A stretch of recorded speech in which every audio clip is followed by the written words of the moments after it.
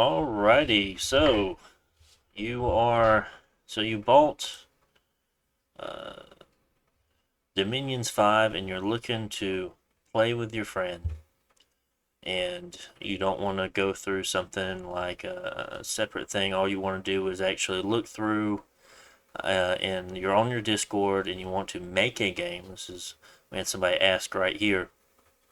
It's mostly just setting up through Clockwork usually.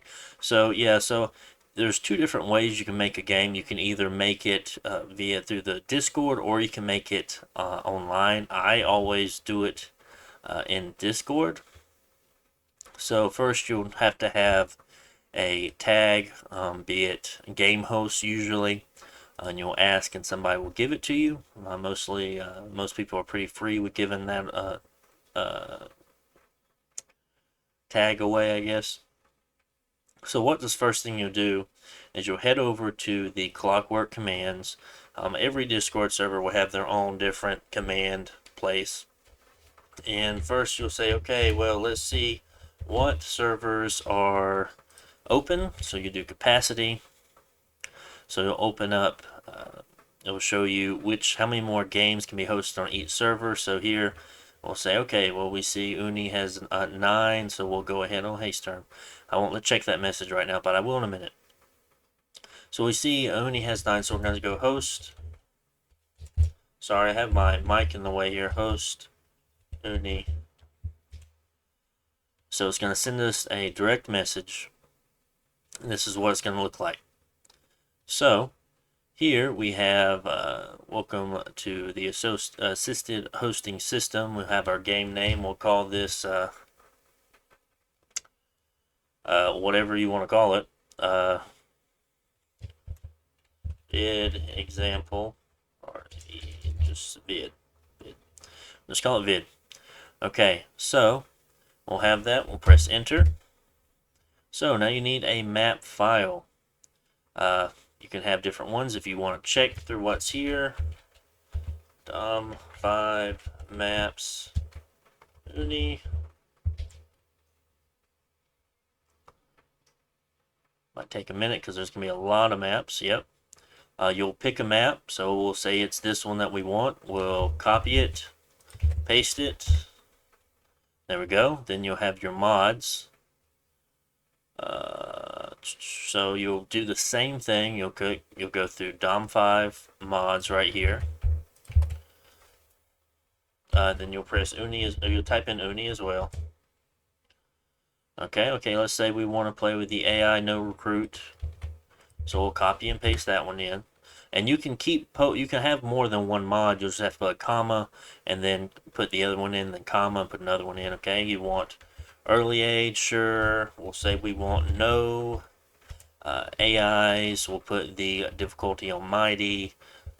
0 for artifact, only one artifact per turn. Ascension points, I always put it 11 for a new game.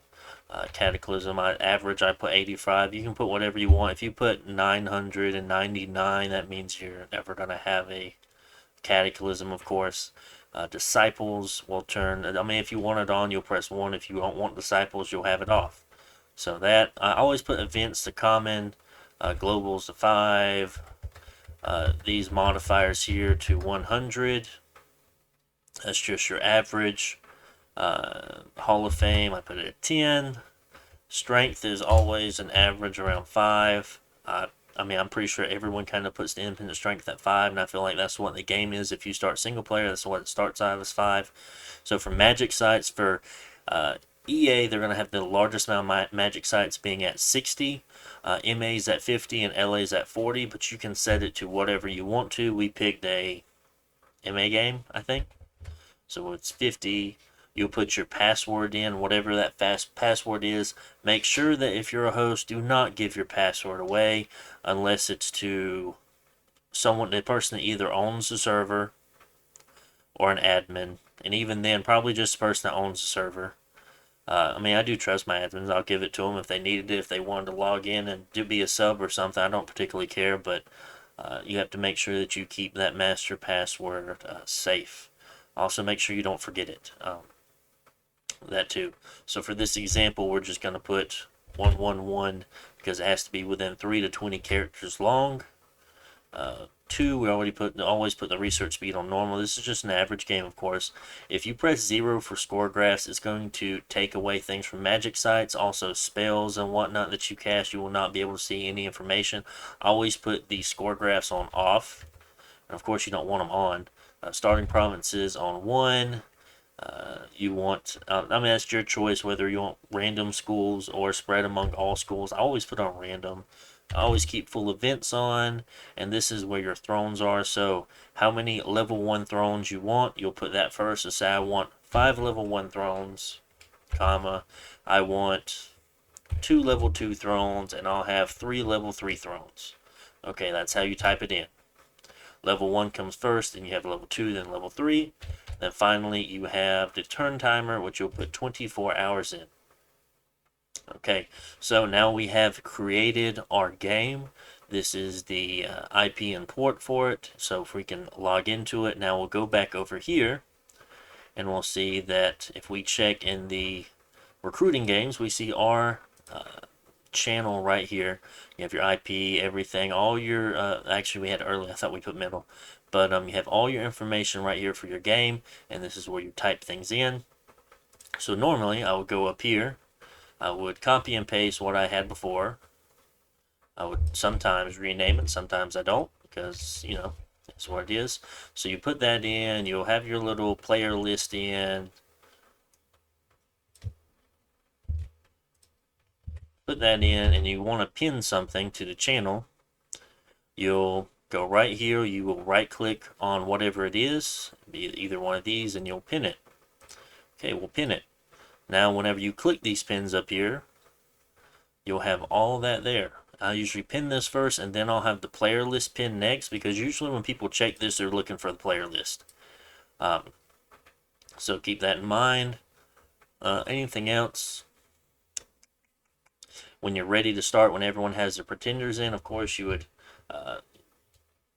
I've already have another video on how to start multiplayer, but as far as this goes, once you have everyone in, you can either, I usually I do exclamation point launch first to make sure the game's okay, and then after that, I'll do exclamation point start, and that will get the game started. Usually that's fine. If you ever want to change any things, you're going to go here, press settings, or you can spell it right, I suppose. Settings, not just setting. So if you want to change your settings, you'll type that in. You'll get sent another Mr. Clockwork message here, and you can go right here. So if you press 1, you can change your map file.